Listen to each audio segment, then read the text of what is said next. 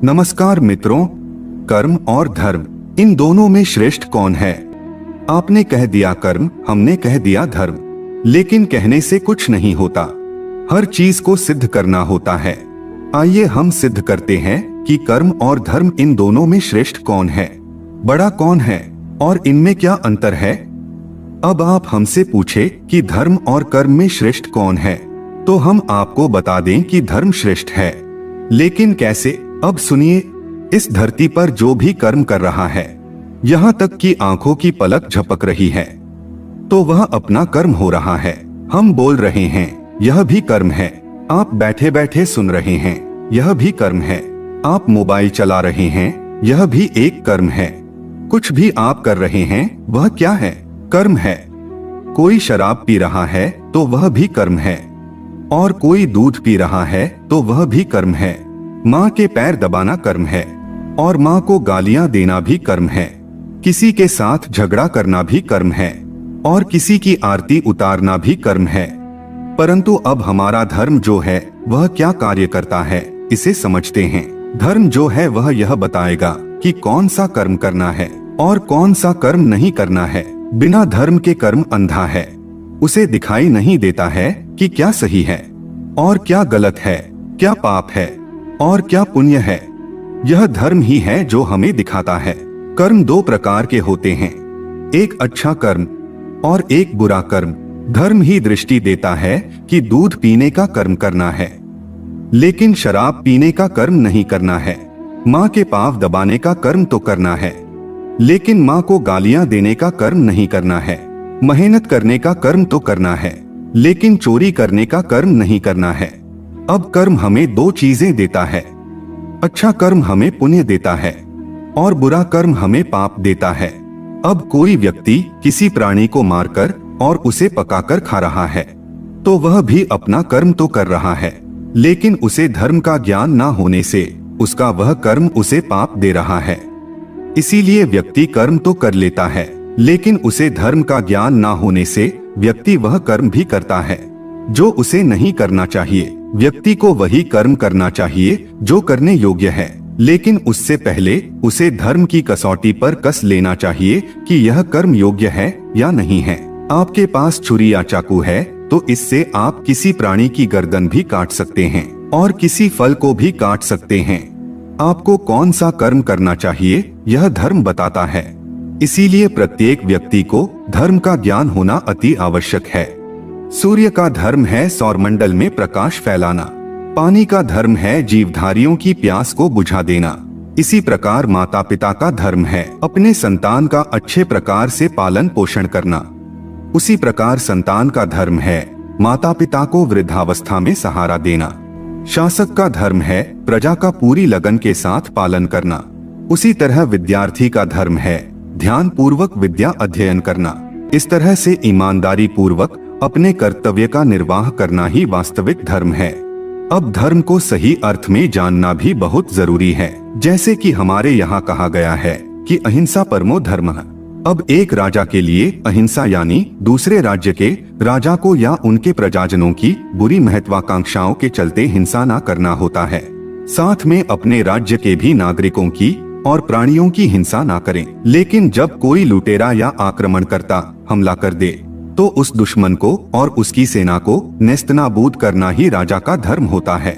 ऐसे समय अहिंसा परमो धर्मः उसका धर्म नहीं हो सकता। इस बात को स्वयं राजा को और उसके सलाहकारों को भी समझना और समझाना चाहिए। अगर राजा ऐसे समय अहिंसा का जाप जपता रहेगा तो अपने राज्य को हजारों सालों की गुलामी में धकेल देगा। धर्म और कर्म एक दूसरे के पूरक है, बिना कर्म के धर्म नहीं हो सकता। कर्म के बिना धर्म लंगड़ा है और धर्म के बिना कर्म अंधा है। यदि कर्म और धर्म के पहिए एक साथ चलेंगे तो ही हमारे जीवन की गाड़ी आगे बढ़ेगी। अब हम आपको एक बहुत ही महत्वपूर्ण बात बताते हैं। हमारी इस दुनिया में बहुत से वाद विवाद चल रहे हैं, जैसे कि मार्क्सवाद, लेनिनवाद, माओवाद, समाजवाद, सापेक्षवाद, और मुस्लिम धर्म है, क्रिश्चियन धर्म है, यहूदी धर्म है। ऐसे बहुत सारे वाद हमारी पृथ्वी पर चल रहे हैं। अब इन सभी को दो भागों में विभक्त कर दे। अब हमारे सनातन धर्म में विभिन्न शाखाएं हैं, जैसे कि द्वैतवाद, अद्वैतवाद, द्वैत अद्वैतवाद, विशिष्ट अद्वैतवाद, विशुद्ध अद्वैतवाद, अचिंत्य भेदाभेदवाद और उसके अंदर भी उपशाखाएं हैं। अद्वैतवाद में है दृष्टि सृष्टिवाद, सृष्टि दृष्टिवाद, विवादवाद, अजातवाद, अवच्छेदवाद, बिंब प्रतिबिंबवाद, ऐसे कई वाद और दर्शन है।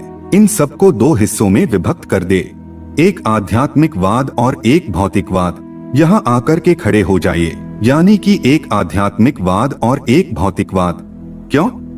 क्योंकि हम दो हैं। अब आप कहेंगे कि हम दो कैसे हैं? हम तो एक ही है।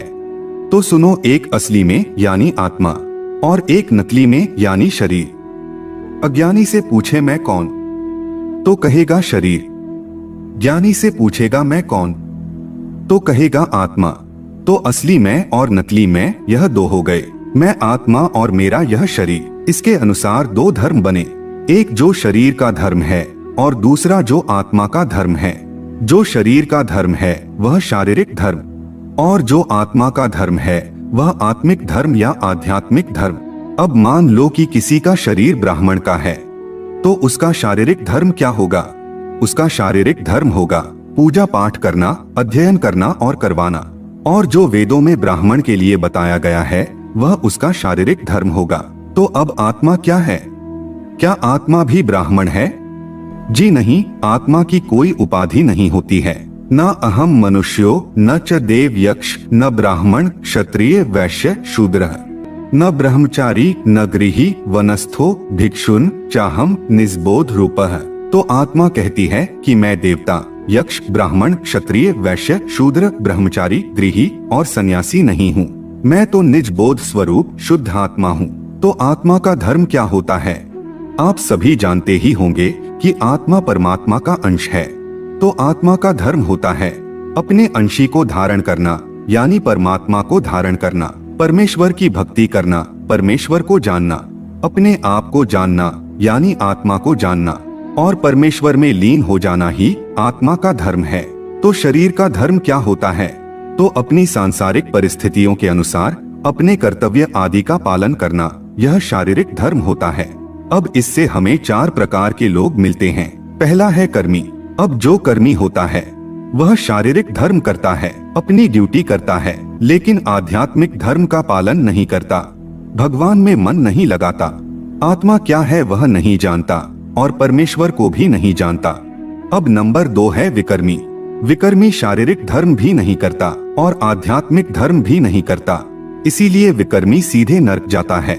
तीसरा है कर्मयोगी। कर्मयोगी शारीरिक धर्म भी करता है और आध्यात्मिक धर्म भी करता है, वह दोनों ही धर्मों का पालन करता है। और चौथा है कर्म सन्यासी। कर्म सन्यासी क्या करता है?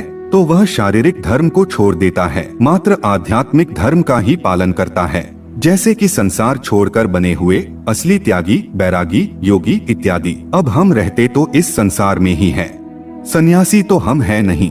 तो हमें कर्मयोगी बनना चाहिए, शारीरिक धर्म का भी पालन करना चाहिए और आध्यात्मिक धर्म का पालन भी करना चाहिए।